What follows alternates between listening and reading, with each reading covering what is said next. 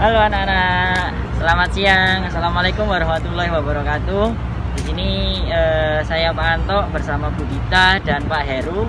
Ini sedang berada di Food Junction. Kalian pasti tahu toh, Food Junction itu dekat kok dengan SMP Negeri 61 Surabaya. Nah, di sini nanti mari kita belajar tentang IPA, utamanya tentang fisika sama biologi. Yuk kita masuk ke dalam.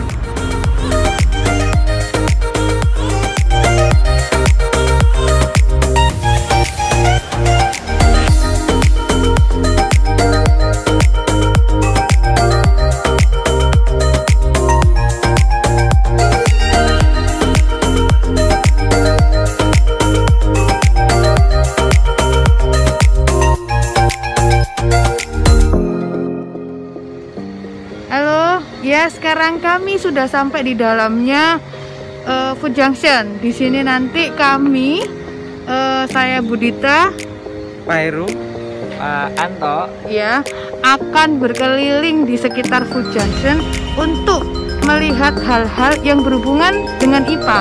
Nanti kalian lihat ya. Jadi tetap stay tune dulu.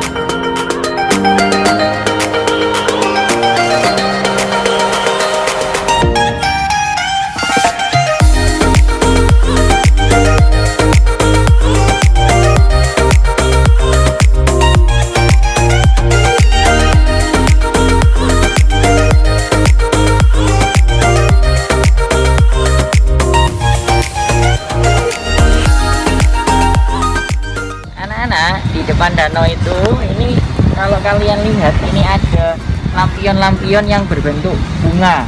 Nah, ini kalau malam lampion ini akan menyala. Ini ada warnanya biru, merah, kuning, orange. Nah, ini di dalamnya itu ada lampunya. Nah, ini dihubungkan dengan aliran listrik. Nah, dalam konsep IPA ini kita mengenal rangkaian listrik itu kan seri sama paralel. Nah, bedanya kalau seri itu ketika dia dinyalakan satu, maka lampunya akan menyala semuanya. Nah, kalau paralel itu ada nyala satu, satunya belum tentu nyala karena ada saklarnya masing-masing di situ. Nah, ini di lampion ini itu rangkaian yang dipakai adalah rangkaian seri. Jadi ketika satu dinyalakan nanti akan nyala semuanya.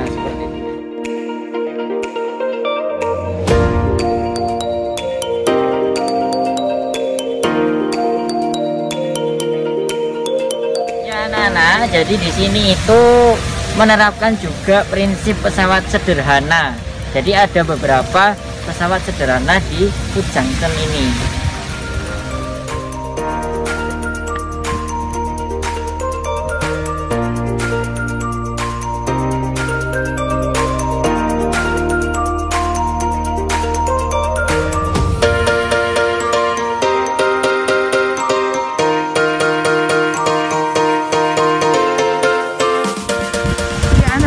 Dapat kalian lihat di sini ada 3 bebek yang terapung. Nah, dari bebek yang terapung ini kita dapat ambil pelajaran di IPA-nya. Dia termasuk menerapkan hukum Archimedes. Di dalam hukum Archimedes itu ada 3 posisi benda. Yang pertama yaitu benda tenggelam, benda melayang, dan benda terapung. Nah, di sini berarti dia yang ikut benda yang terapung. Kenapa dia terapung? Karena massa jenis bendanya lebih kecil daripada massa jenis airnya. Bagaimanakah kok bisa, Bu? Massa jenis bendanya lebih kecil? Itu karena di sini bebek-bebek ini meskipun kelihatannya besar, tapi pembuatannya di dalamnya itu ada rongga-rongganya. Fungsi dari rongga-rongga itu adalah untuk memperkecil massa benda tersebut. Seperti itu.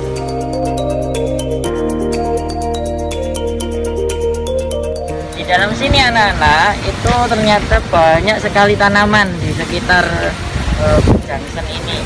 Coba kita lihat di samping-sampingnya itu.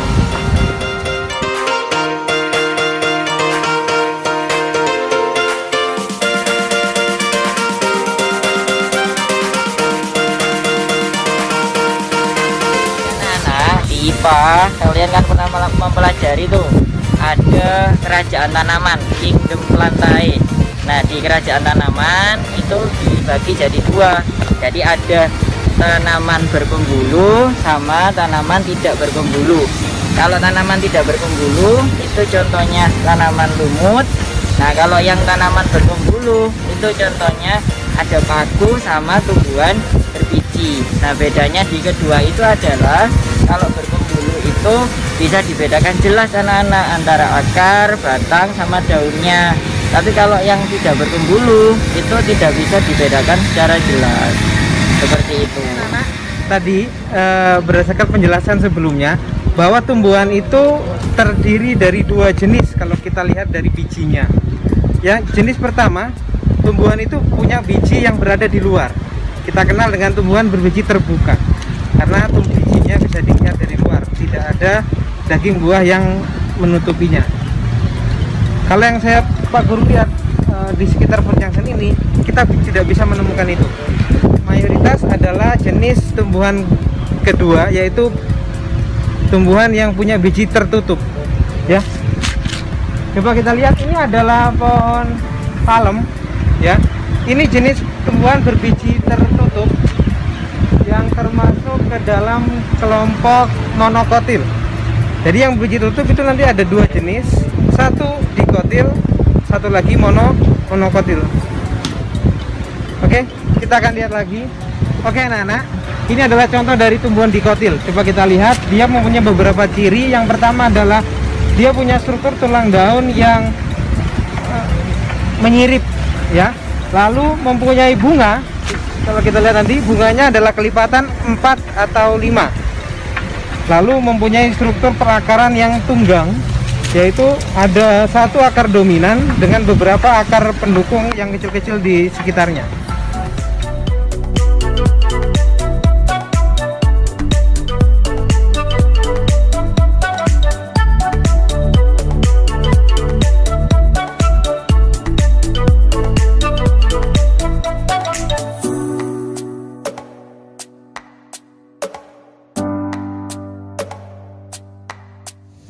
Ya anak-anak, ini tiba di akhir pertemuan kita ya. Jadi tadi kita selain bisa rekreasi ke Food Junction, ini kan dekat dengan tempat kalian.